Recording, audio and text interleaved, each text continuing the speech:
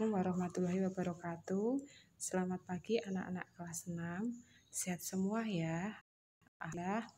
Jumpa lagi bersama Usepti di hari Senin penuh semangat.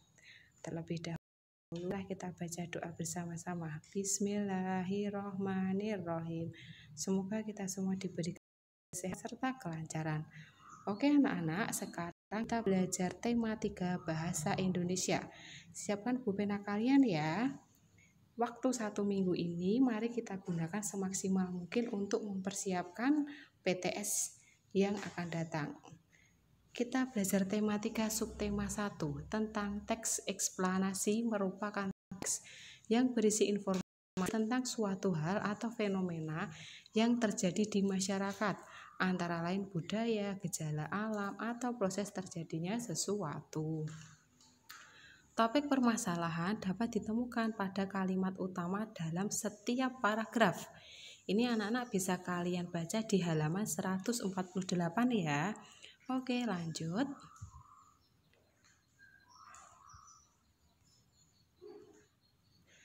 Menjelaskan informasi berdasarkan struktur teks eksplanasi. Kita dapat menemukan informasi dari teks eksplanasi dengan menjawab pertanyaan. Antara lain apa, siapa, di mana, kapan, mengapa, dan bagaimana. Tujuan dari teks eksplanasi adalah memberikan penjelasan pada pembaca tentang proses terjadinya sesuatu. Kemudian bagian pernyataan berisi informasi singkat tentang hal yang akan dibicarakan. Dan bagian penjelas berisi urutan tentang proses dari peristiwa yang terjadi. Dan yang terakhir, bagian penutup berisi simpulan dari teks mengenai fenomena. Lanjut, menyajikan informasi penting dari teks eksplanasi dalam bentuk diagram. Bisa kalian buka di pulpena halaman 160. Struktur teks eksplanasi terdiri dari 1. Pernyataan umum, 2. Deretan penjelas, 3. Penutup. Teks eksplanasi dapat disajikan dalam bentuk diagram yang memudahkan untuk mengingat dan memahami informasi dari suatu. Anak-anak sudah paham ya. Kemudian yang terakhir yaitu membuat simpulan. Bisa kalian buka di halaman 164. Kita dapat menuliskan simpulan dengan membaca teks terlebih secara keseluruhan. Setelah itu, cakup pikiran dari setiap paragraf dalam bentuk kata atau kalimat, kemudian terbentuklah menjadi suatu paragraf kesimpulan. Itu tadi tema 3 subtema 1. Sekarang kita belajar di subtema 2 halaman 170.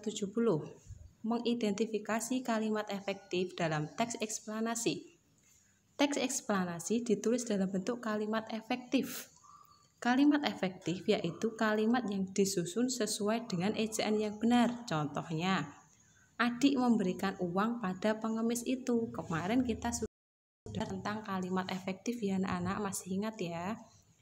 Selanjutnya, menyajikan informasi penting teks eksplanasi dalam bentuk diagram. Halaman 178. Informasi yang disajikan dapat diambil dari kalimat utama di setiap paragraf. Cara menemukannya bagaimana? 1. Apa? Itu menanyakan keadaan atau kegiatan.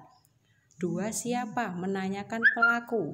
3. Kapan? Menanyakan waktu terjadinya peristiwa.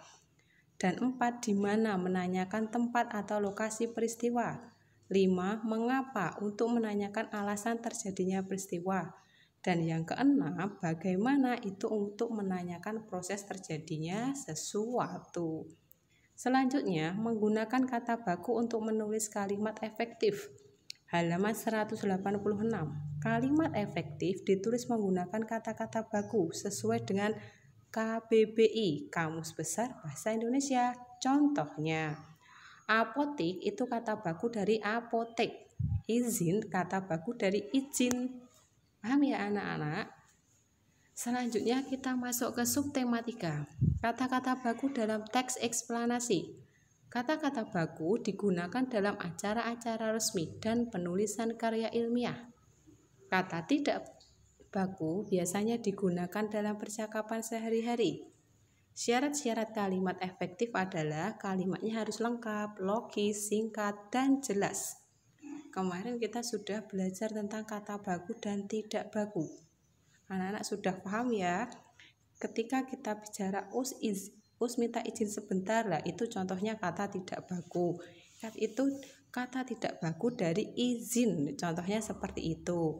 Kemudian anak-anak, jika sudah selesai, di sini Usepti ada keterampilan kinerja produk. 1. Carilah teks eksplanasi pada koran, majalah, atau lainnya. Tempel pada buku, boleh di kertas folio atau kertas HVS juga boleh. Tentukan pokok pikiran di setiap paragraf. Yang ketiga, tuliskan simpulan di bagian bawahnya. Yang keempat, ingat batas pengumpulan hari Jumat. Silahkan dihias yang bagus. Usepti tunggu. Cukup sekian pelajaran bahasa Indonesia. Wabillahi taufiq wal hidayah. Wassalamualaikum warahmatullahi wabarakatuh.